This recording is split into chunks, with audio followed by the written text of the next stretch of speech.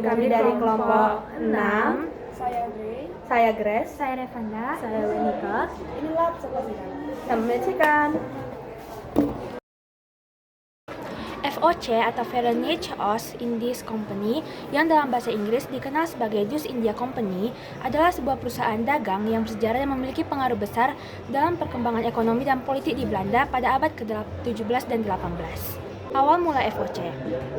Pada tahun 1595, Belanda melakukan penjajahan samudra di bawah pimpinan Cornelis de Houtman. Mereka berangkat dari Eropa dan tiba di Indonesia pada tahun 1596 dengan mendaratkan kapalnya di Banten. Nah, pada tanggal 20 Maret 1602, Belanda mendirikan perusahaan dagang di Indonesia yang dikenal dengan nama Verenigde Oost Indies Company atau FOC. FOC merupakan usulan dari Oldenbarneveld dan dipimpin oleh 17 direktur yang disebut Dewan 17 atau Heren 17. Latar belakang pendirian FOC. Pendirian FOC pada tahun 1602 merupakan respon terhadap situasi ekonomi dan geopolitik yang ada pada saat itu. Pada abad ke-17, Belanda merupakan salah satu negara yang berperang untuk kemerdekaan dan kemandirian politik serta ekonomi dari Spanyol yang sedang berkuasa pada saat itu.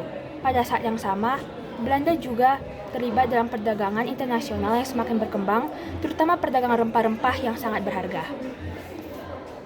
VOC pada abad 17. VOC melakukan berbagai tindakan selama masa dominasinya di Indonesia pada abad ke-17. Beberapa detail penting termasuk yang pertama itu monopoli perdagangan. VOC memonopoli perdagangan rempah-rempah di Indonesia, terutama cengkih dan lada.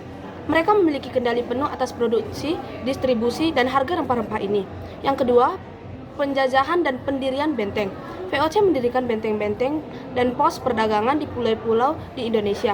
Benteng-benteng ini digunakan untuk melindungi dan mengontrol wilayah perdagangan mereka. Contoh terkenal ialah Benteng Batavia, yang sekarang Jakarta. Yang ketiga itu eksploitasi sumber daya. VOC mengambil keuntungan besar dari sumber daya alam Indonesia, termasuk kayu, rempah-rempah, dan hasil bumi lainnya. Mereka juga menerapkan sistem tanam paksa untuk meningkatkan produksi rempah-rempah. Yang keempat itu hubungan dengan kerajaan lokal. VOC menjalin hubungan dengan berbagai kerajaan lokal. Mereka seringkali menggunakan diplomasi dan kekuatan militer untuk mengamankan perjanjian yang menguntungkan bagi mereka. Yang selanjutnya itu 5. Tenaga kerja. VOC mengandalkan pekerjaan rodi dan kerja paksa dari masyarakat pribumi untuk mendukung operasinya. Pekerjaan ini seringkali berat dan merugikan bagi penduduk pribumi. Yang keenam itu ialah konflik dengan pesaing. VOC terlibat dalam persaingan sengit dengan pesaing-pesaing seperti Inggris dan Portugis. Konflik militer antara VOC dan perusahaan dagang saingan sering terjadi. Yang ketujuh itu kolonialisasi. VOC juga memperluas wilayah koloninya dan mengklaim hak kendali atas pulau-pulau yang mereka kuasai. Ini merupakan tahap awal kolonialisasi Belanda di Indonesia. Yang kedelapan itu pengaruh budaya. Selama pemerintahan VOC, terjadi pertukaran budaya antara Belanda dan Indonesia. Misalnya, pengaruh budaya Belanda dapat dilihat dalam arsitektur dan bahasa Indonesia. Yang kesembilan itu ekonomi. VOC membawa kekayaan besar ke Belanda melalui perdagangan rempah-rempah. Ini berkontribusi signifikan pada tumbuhan ekonomi Belanda pada masa itu.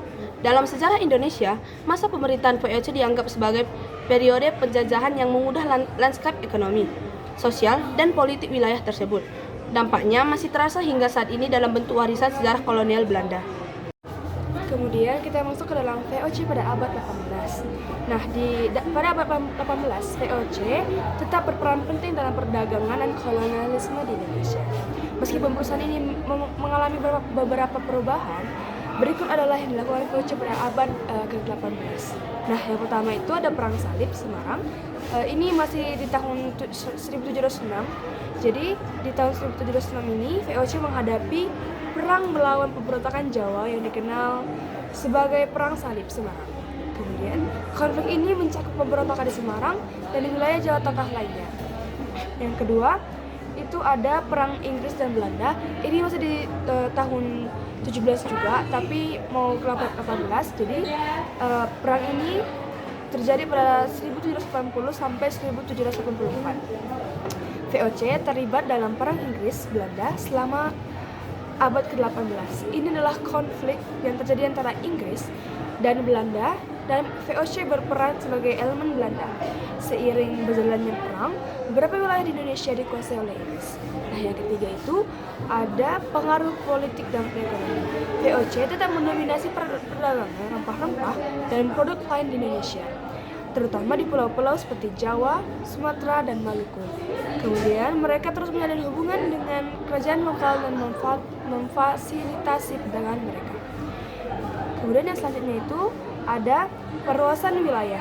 Nah, pada awal abad ke-18 ini, VOC terus melanjutkan perluasan kepulauan Nusantara. Mereka mengambil alih wilayah-wilayah yang strategis untuk perdagangan rempah-rempah dan sumber daya alam lainnya. Yang kelima ada perniagaan. VOC mendominasi perdagangan rempah-rempah, terutama pala, cengkeh, dan lada. Mereka mengontrol produksi dan distribusi rempah-rempah, memastikan bahwa harga tetap tinggi di Eropa. Baik, masih pada subbab abad ke-18, selanjutnya ada persaingan dengan Inggris. Pada pertengahan abad ke-18, Inggris mulai menjadi pesaing serius VOC di kawasan ini. Kedua negara seringkali berselisih dan terlibat dalam pertemuan laut. Selanjutnya ada pemerintahan internal. VOC mengatur daerah jajahan dengan sistem pemerintah yang statistik. Gubernur Jenderal di Batavia, sekarang Jakarta, memegang kekuasaan tertinggi. Adanya upaya untuk mengurangi birokrasi dan korupsi dalam perusahaan. Yang kedelapan adalah masalah ekonomi. Sekitar pertengahan abad ke-18, VOC mulai menghadapi kesulitan ekonomi. Beban hutang meningkat, sementara pendapatan dari perdagangan rempah-rempah mulai menurun karena adanya kompetisi dari Inggris dan perubahan dinamika pasar global. Yang kesembilan ada kekejaman VOC. Selama masa kehadiran VOC terkenal karena tindakan kejamnya terhadap masyarakat lokal. Contoh tragisnya adalah pembantaian di Pulau Banda pada tahun 1621, di mana ribuan penduduk lokal dibunuh dan sisanya diperbudak. Selanjutnya kita masuk ke subbab terakhir, yaitu akhir VOC. Menuju abad ke-18, kondisi keuangan VOC semakin memburuk, ditambah dengan serangan Inggris Batavia pada tahun 1780-an di intervensi Prancis pada akhir abad tersebut. VOC semakin terpuruk. Akhirnya, pada tahun 1799, VOC resmi dibubarkan, dan wilayah jajahan di Nusantara diambil alih oleh pemerintah Belanda. Pada dasarnya, abad ke-18 merupakan periode perubahan signifikan bagi VOC di Indonesia, dari mereka yang menuju ke puncak perjuangan hingga mereka menuju ke pembubaran.